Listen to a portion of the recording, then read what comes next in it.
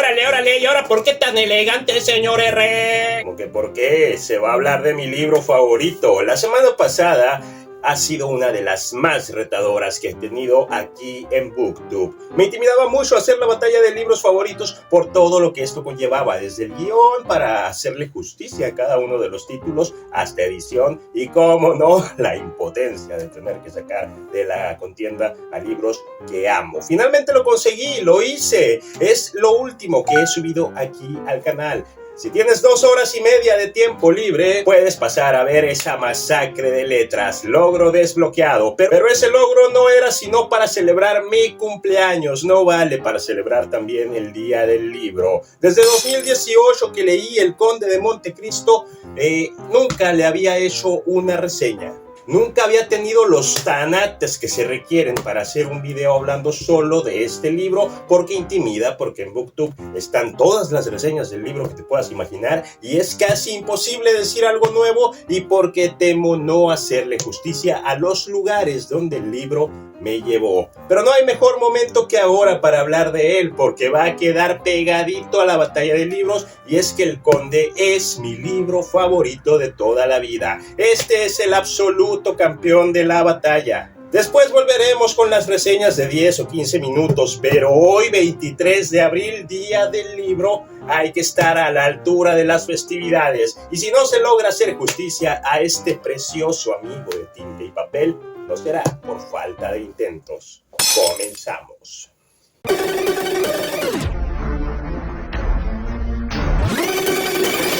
Bienvenido a tu dosis de literatura y sarcasmo con el señor R, que te va a hablar un poquito del señor Dumas antes de hablarte de su libro. Porque es importantísimo ahondar un poquito en la vida de este señor antes de entrar a los detalles del libro. Dumas publicó cerca de 300 títulos en vida. Lo conocemos por los más famosos como Los Tres Mosqueteros, o ya si eres un poquito más sabedor de su obra, El Collar de la Reina o El Tulipán Negro. Pero por muy fan que seas, es casi imposible que te hayas leído toda su obra. Una vida no basta para eso. Por lógica, escribir 300 obras es una hazaña sobrehumana para un solo escritor. En aquel siglo XIX, donde Dumas publicaba, comenzó a correr el rumor de que este señor tenía esclavos literarios, es decir, colaboradores secretos y anónimos que lo ayudaban a escribir sus obras trabajando en lo oscuro, ocultos, a la sombra, y cuyos nombres luego no figuraban en las portadas de los libros publicados por Dumas. Cientos de artículos podemos encontrar en la red donde vemos que desde los años 1800 se acusa a Dumas de emplear a negros literarios o escritores fantasma. Pero ¿de dónde surgió toda esta polémica? ¿Llegó hasta nuestros días solo porque inició como un vil rumor? No, mi ciela. Ha llegado el momento de mencionar el nombre que ya muchos se estarán imaginando. Auguste Maquet. Todo este polémico asunto estalló en 1851, cuando el escritor Auguste Maquet publicó un artículo titulado Alejandro Dumas y Silla, fábrica de novelas. La razón: Maquet llevaba 10 años trabajando tras bambalinas con el gran novelista, pero se hartó de ser un segundón anónimo. Él también quería la gloria que su patrón, así que sacó este ardido y venenoso artículo, equivalente al Bizarrap de los cultos, y las consecuencias fueron más allá de romper su asociación con Dumas. Llegaron hasta los tribunales y el juez se inclinó a favor de Dumas por la fama comercial de su ya mítico apellido, pues Dumas era una especie de marca en sí mismo. Maquet siguió llorando y Dumas siguió facturando con lo que Maquet escribió para él. Sí se le dio a Maquet alguna compensación económica, pero no los derechos de lo que había escrito, ni mucho menos la fama, que era lo que en verdad quería. Espérense ahí, no avientes tu ejemplar del Conde a la basura, no le taches el Dumas con marcador rojo. Espérense, muchachos, todavía no se acaba la clase, ya los vi como el güey de los subtítulos. ¿Qué? ¿Entonces Maquet escribió El Conde de Montecristo? No, Maquet no es el autor del Conde. Antes que un escritor, como le gustaba llamarse a sí mismo, Maquet era un historiador súper minucioso. Documentaba rigurosamente los escenarios que Dumas elegía. Era Maquet el encargado de investigar a fondo las épocas y los sitios en donde Dumas ambientaba sus historias. Se entiende que el pique entre estos dos, el pique, eso no fue adrede. Venía principalmente de que Maquet era un hombre consagrado a su trabajo y le metía toda la excelencia de la que era capaz. Mientras que Dumas pues parecía estar jugando, divirtiéndose de lo lindo, relajado. En una ocasión, antes de pelearse, Maquet le dijo a Dumas: oiga, señor Dumas, aquí escribe usted sobre un campo de patatas y dado que la novela se desarrolla en el reinado de Luis XIV, es imposible que allí haya patatas. Y después, en vez de estresarse o reinventar el argumento o la línea temporal para que todo encajara bien, Dumas le respondió: entonces ponle que son manzanas. Después de los eventos del juicio, Maquet siguió escribiendo obras ya por su cuenta y con su nombre en la portada, pero nunca llegó a alcanzar la gloria literaria que tan fervientemente perseguía. Sí, desapercibido pues tampoco quedó, sí salió del anonimato, seguimos hablando de él hoy en día, e incluso en la capital francesa hay una calle que lleva su nombre, pero ni de pedo se compara con los chingos de estatuas salpicadas por toda Francia del oficialmente autor del Conde de Montecristo. Lo sé, hasta acá puedo escuchar los que se están preguntando, entonces, ¿qué tanto hay de Dumas en sus libros? ¿Los escribía él o solo los firmaba? ¿Eran sus esclavos literarios los verdaderos autores de sus novelas? No le escribían las novelas, sí eran suyas. Lo que sus colaboradores hacían era enriquecer este o aquel pasaje. Después Dumas agregaba brillantes diálogos, quitaba incluso algunas líneas de sus colaboradores, introducía personajes secundarios, revisaba borradores, otorgándoles coherencia y al final unificaba el estilo de toda la obra, cosa que era como que su sello personal. Sin embargo, Maquet sí llegó a tener grupitos de seguidores en torno suyo, mismos que siempre afirmaron que el final del Conde de Montecristo es de la autoría de Maquet, específicamente la icónica frase que dice: toda la sabiduría humana se encierra en estas dos palabras, confiar y esperar. No podemos negar que es mucho más que un buen cierre, una frase rotunda y profunda de tono lapidario. Simplemente genial para acabar la historia. La haya escrito quien la haya escrito, estoy seguro de que la novela agradece que sean esas sus líneas finales. Antes de hablar de la magnificencia hecha al libro, hay que hablar del folletín. Si eres del team, oye, no mames, queríamos reseña, no clase de historia. Aquí abajo hay un timeline que te va a llevar exactamente a la parte del contenido de tu interés. En aquellos tiempos en que esta historia vio la luz, estaba de moda el folletín, que se trataba de novelas por entregas que aparecían en secciones de periódicos y revistas ajenas a las noticias. Ya conoces esta fórmula, un capítulo enlazaba con el siguiente y así los lectores quedaban cada semana enganchados. O sea que por eso hiciste la batalla de libros en 3 partes. Ya cállate. Al no aparecer en forma de libro, esta forma de consumir literatura era más económica para las clases bajas y no se limitaba solo a la naciente burguesía francesa, que era la única que tenía acceso a libros así encuadernados. Ganaba la clase baja porque podían pasar buenos ratos de lectura y ganaba la economía porque esto generaba la venta masiva de periódicos. Negociazo por donde lo mires. Si algo abundaba en aquellos días eran los folletines. Muchas de las historias que ahí vieron la luz por vez primera pasaban sin pena ni gloria al merecido olvido. Sin embargo, debido a su calidad narrativa, algunas de estas historias trascendieron como libros. El Conde de Montecristo es una de estas joyas nacientes salidas directamente del folletín. Y, dicho sea de paso, como dato cultural que a nadie le hace mal, el folletín fue también el embrión que más tarde daría paso al serial radiofónico, mismo que a su vez, años después, dio paso al serial televisivo y así hasta llegar a Netflix y las otras 2000 plataformas que hay. Nada hay nuevo bajo el sol, todo tiene un precedente en el pasado y en la historia, y el 90% del contenido que consumes, incluido YouTube, y si nos ponemos puristas hasta TikTok, tiene su origen en el folletín.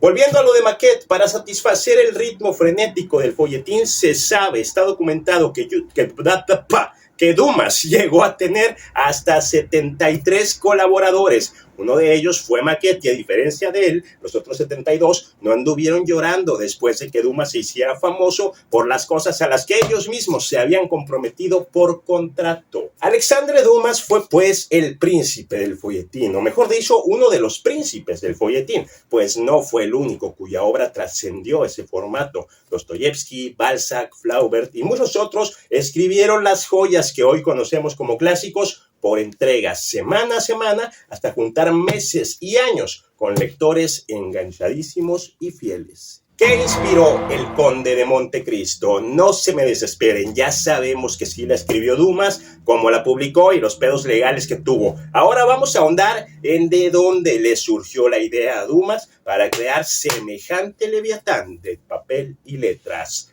Todo en Dumas era exuberante, no nada más sus obras. Vivía una vida bastante agitada el señor. No te lo imagines nomás ahí sentadito, escribiendo por horas. Fue protagonista de tales episodios privados y políticos que lo exiliaron de Nápoles durante un tiempo. Fue amigo de Garibaldi, se dice que tuvo 27 amantes. Recordemos el número de preso del Ave Faría, 27. 4 hijos ilegítimos y 2 legítimos. De ahí se entiende que tuviese una imaginación poderosa. A mayor cantidad de vivencias, mayor capacidad de invención. Sin embargo, no todo es ficción en las obras de Dumas. Él recurría a ellos de la vida real para crear sus novelas y ese es precisamente el caso del Conde de Montecristo. ¿Cuál fue la inspiración de Dumas para crear esta obra? Se sabe que Dumas sacó el núcleo de la anécdota de las memorias de un tal Jacques Pauchet, como sea que se pronuncie, donde se contaba la historia de un zapatero llamado Francois Picaud, que vivió en París hasta 1807. Picaud se había comprometido con una mujer rica y sus celosos amigos le acusaron falsamente de espiar para Inglaterra.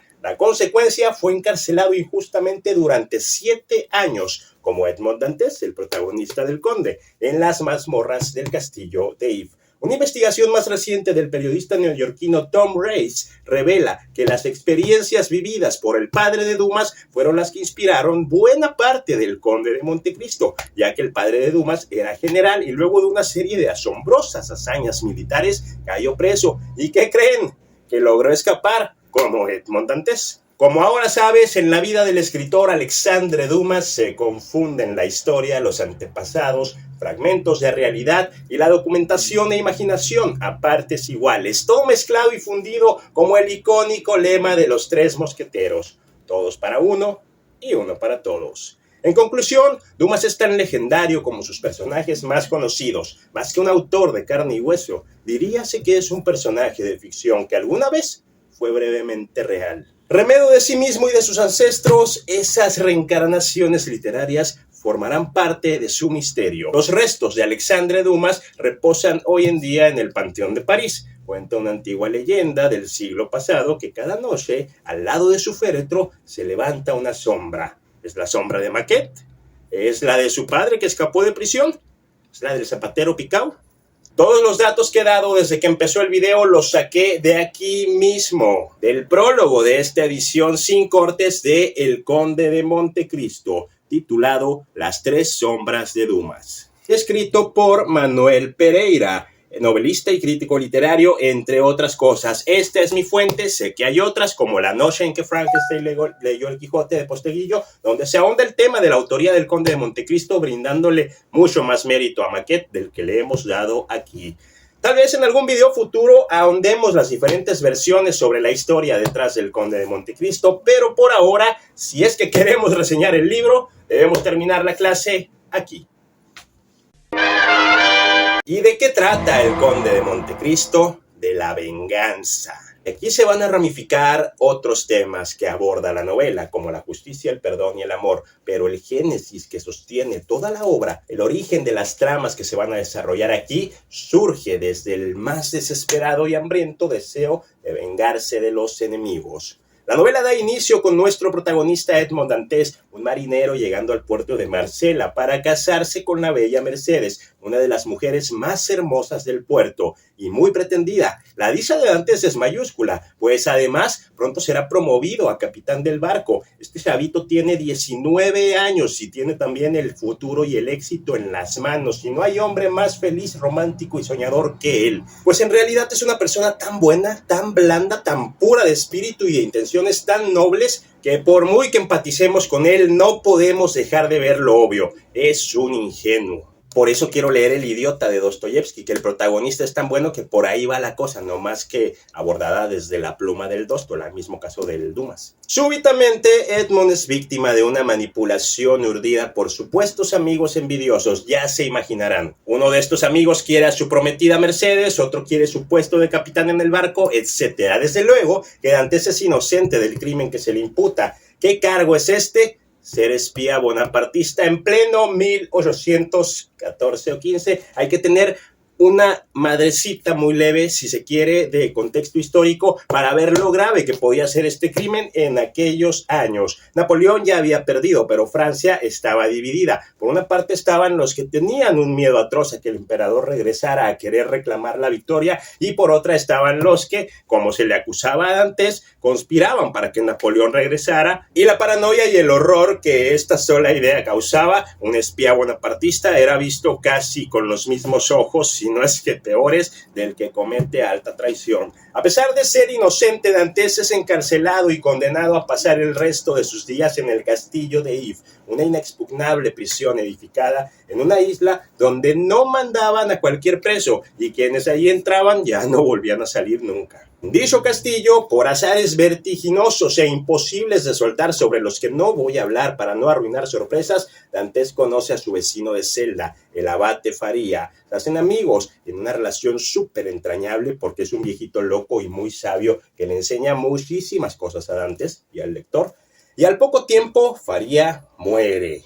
Para cuando esto ocurre, te garantizo que el ritmo de la novela no ha aflojado desde la página 1. Estás enganchadísimo, y en afanes de no revelar más sorpresas, diré solo que en una serie de capítulos de esos que nos mantienen pegados al borde de la silla, Dantes logra escapar, dejándonos sin aliento de lo trepidante que está la aventura narrada por Dumas. Tras algunas peripecias que tampoco te voy a revelar y que tampoco vas a poder dejar de leer, Dantes, ya libre, huye y se convierte en el hombre más rico del mundo, desenterrando un tesoro inmenso en la isla de Montecristo, cuyo origen se revoca hasta los mismísimos Borgia. Es una incalculable fortuna de la cual mucho le había hablado su difunto amigo, el abate Faría, a quien todos, cuando hablaba de este tesoro, lo tiraban de loco. Enriquecido de repente y haciendo gala de su dualidad magistral, porque estuvo preso 14 años en los que no se dedicó más que a aprender cosas y a afilar el odio a sus enemigos, decide que Edmond Dantes debe morir y se convierte en el misterioso, poderoso, seductor y enigmático Conde de Montecristo. Se dedicará a ajustarles las cuentas a aquellos hombres envidiosos que lo condenaron a podrirse injustamente en aquella mazmorra. Toda la sed de venganza se le multiplica cuando descubre que ahora sus enemigos han prosperado y triunfado en la vida. No será fácil vengarse. Uno se ha convertido en par de Francia, además de haberse casado con su ex prometida Mercedes. Otro se ha convertido en un rico varón y es uno de los más grandes banqueros de Francia. Y etcétera, todo les fue bien. ¿Y saben qué es lo más maravilloso? Que si bien vengarse no va a estar nada fácil, el conde no tiene ninguna prisa. Ya no es el impulsivo o ingenuo de ideas románticas que conocimos en las primeras páginas. Ahora repudia a la sociedad que lo condenó y ahora sabe las cosas suficientes para pasar de víctima a verdugo. El conde hará uso de su encanto, de su fortuna, de su ingenio. Se pondrá la máscara de los ciudadanos que tanto repudia, manipulará a los incautos, pasará por el uso de venenos e incluso se batirá en duelo con alguno de sus enemigos, buscando insaciablemente ajustarles las cuentas y darle a cada quien lo suyo. Muy a grandes rasgos te habré dicho un 10, si acaso 15% de todo esto. De eso va el Conde de Montecristo. Vamos a las razones que te doy para que lo leas, las cosas que más me maravillaron de este libro. ¿Por qué leer El Conde? Primera razón para leer El Conde de Montecristo, el ritmo. Y pongo esta al principio porque una de las principales razones por las que la gente no se anima a leer esta novela es por lo intimidante de su extensión. Y no es para menos, no te puedes tomar a la ligera una lectura de 1100 páginas, pero déjame decirte que son 1100 páginas que saben a 500. Que sus 117 capítulos son en su mayoría cortos, cargados de diálogos intensos, amenos, divertidos. Los personajes derrochan pasión cuando dialogan. Puede que sea sobre algo emocionante, inspirador o algo tenso, cargado de vibras eléctricas que se nutren del odio, la envidia o la venganza misma. Además tiene algo que a mí como lector me fascina. Cada capítulo está titulado. Y esto es un plus grandísimo, no solo porque no todos los autores lo hacen, sino porque algunos de los capítulos o de los títulos me emocionan tanto que si ya pensabas parar tu lectura por ese día, dices, ni madre, es un capítulo más. Te va a enganchar desde el principio, pronto vendrán las partes en las que te será imposible dejar de leer y cuando menos lo pienses serás todo un adicto. Es más adictivo que el cigarro, decía yo, porque fumaba mucho cuando lo leí por primera vez y como fumaba fuera de la casa y leía adentro, si quería un cigarrito tenía que parar mi lectura para salirme y ni de pedo soltaba El Conde para irme a echar humo. Me lo llevaba conmigo para afuera. No es cierto. He dicho al principio que las 1100 páginas te van a saber a 500, porque ocurre un bajón narrativo muy abrupto después del capítulo 30, pero se siente literalmente como si fuera otro estilo, otro ritmo y casi otra historia. Cuando Dantes deja de ser Dantes para convertirse en el Conde de Montecristo, cambiamos de perspectiva. Ya no vemos la historia desde los ojos de nuestro protagonista, sino desde los ojos de otro personaje que no conocemos y que a lo largo de sus vivencias se encuentra con un personaje misterioso, elegante, fascinante y cautivador. Hay que leer entre líneas después del capítulo 30 para notar que esos episodios lentos con ritmo que decae están siguiendo desde otros ojos los pasos de nuestro enigmático protagonista, el Conde de Montecristo. Y hay que poner mucha atención a sus diálogos, a sus actos, a los amigos que se forjan en esta parte lenta para entender que está planeando la venganza más elaborada y poética que te puedas imaginar,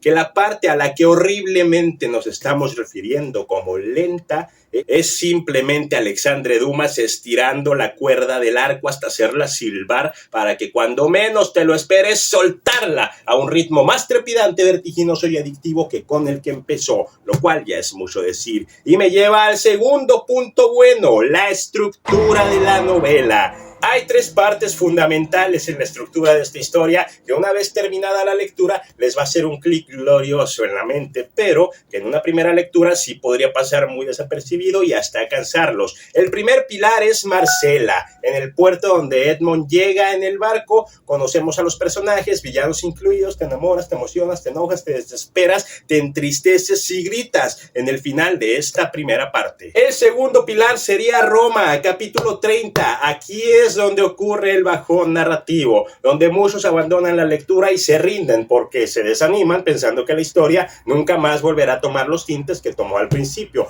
Por eso es muy importante recalcar que aquí el protagonista está tejiendo los hilos de su venganza con una minuciosidad extraordinaria. Le va a tomar años diseñar cada milímetro de su venganza, que es, a mi juicio, poética y perfecta. No hay manera vertiginosa ni ágil de elaborarla y la venganza que Dantes tejió, o mejor dicho, el Conde, trabaja capítulo a capítulo durante esta parte. Desde las reuniones sociales que tiene hasta los favores que se va ganando ayudando disque desinteresadamente a un banquero, a unos bandidos para que no ejecuten a su líder, a un concejal que está secuestrado para ir a liberarlo. Todo tiene un porqué en esta segunda parte. Ese porqué es darle a cada uno de sus enemigos lo suyo en la tercera parte que ocurre en París. Y aquí ya no hay plan elaborándose, aquí ya es la venganza pura y dura en su máximo esplendor. Caen las cortinas y se deja ver toda la estrategia que el Conde de Montecristo lleva más de 200 páginas armando con una paciencia de artesano. Cada detalle de esta ejecución de la venganza en la tercera parte brilla porque es sádica, porque es cruel, poética y romántica, como no tienen una idea. Los momentos más altos y sublimes de la lectura están en esta tercera parte de la historia y es de hecho aquí mismo donde comienzan a esplender todas las emociones humanas que el hombre hombre puede sentir. Lo dije al inicio, el epicentro de todo es la venganza, pero esta nos lleva al tercer punto bueno de la historia, que son las emociones. Entre tanto ingenioso y emocionante giro de trama, la obra profundiza en emociones como el sentido de justicia, pero justicia en el sentido más bíblico, ojo por ojo. Valiéndonos de la redundancia, vamos a decir que esta novela es también un canto de amor al amor. Pocos personajes de la literatura aman como lo hacen los personajes del Conde de Montecristo. Y no hablo solo del amor romántico entre Dantes y Mercedes, sino también del amor paternal entre padre e hijo. Verga, qué enternecedoras relaciones y lazos los que vemos aquí. Hay muchísimo de amor propio en estas páginas. Es como conservarlo y mantenerlo pulido como una gema preciosa, aún después de ver morir todas las ideas románticas que tuviste de joven. También habla de la conciencia y de los procesos internos, la inmersión casi existencialista a la que se somete el conde una vez que es libre de dar rienda suelta a sus deseos, y mientras lo sigues por todas las aventuras en las que se embarcará, se van a romper capas emocionales en tu mente que te van a dejar el corazón como el cuerpo de una tortuga sin caparazón. El Conde de Montecristo te va a tocar de mil formas, te va a llevar de la desesperación al llanto, de la ansiedad a la tristeza, de la soledad al odio, del asombro al coraje, de la valentía a la felicidad, y he aquí una de las más estremecedoras: de la venganza al perdón. Verga, vas a redefinir tu concepto del perdón una vez que acompañes a Dantes en su empresa. Vas a sentir también en carne propia lo que es la obsesión. Vas a vivir anhelos frustrados y con suma melancolía, ya de la mitad hacia adelante, vas a encarnar el amor imposible, sabiendo lo doloroso que es soltar a alguien que amas, precisamente porque es el único modo de seguirle amando. Por último, pero no en importancia, vas a entender y saborear el poder que la simple esperanza puede infundirle a un hombre, y vas a ser testigo de cómo esta, la esperanza, bien puede ser la brújula que encamine tus pasos en una dirección sublime. En conclusión, las emociones que te hará sentir el Conde de Montecristo te van a regalar momentos del sueño que le darán sentido a las memorias de tus días. Es uno de esos libros de los que no sales impune, de esos que te cambian la vida para bien. ¿Cómo no iba a ser mi libro favorito de los 33 favoritos que he leído en la vida? He aquí El Consentido. Lo quiero mucho. Podría seguir enlistando cosas buenas de este libro hasta el infinito. La dualidad de Dantes contrapuesto al Conde de Montecristo, digna de compararse con Jekyll y Hyde.